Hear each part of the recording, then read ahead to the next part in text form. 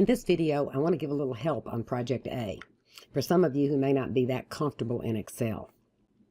So let's look at the purchase side. The purchase amount is $1,000. The description says they don't pay anything in January, so the $1,000 goes right there.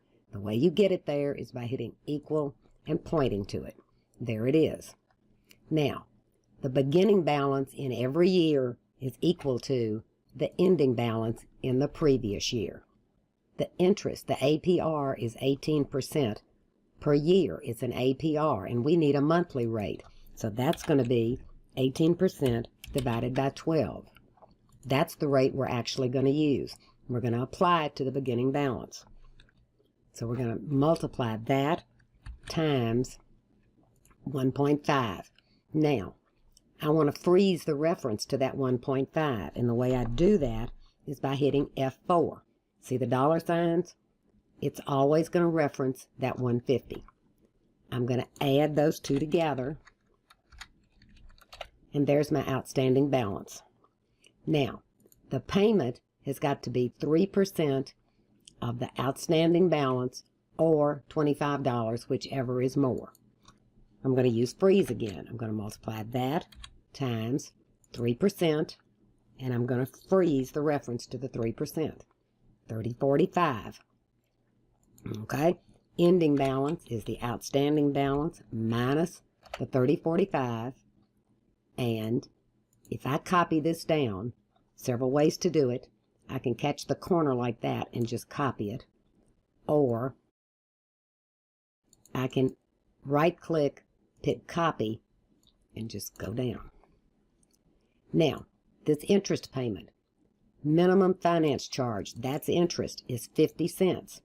I can use an if statement to find that. If that number is greater than 50 cents, then it's 1.5%. If it drops below 50 cents, it defaults to 50 cents. You can use an if statement to do that. If the beginning balance times the 1.5 is greater than 0.5, then the result is the C24 times the interest rate, freeze it again, else, if it's false, it's the 50 cents, and I'm going to freeze that.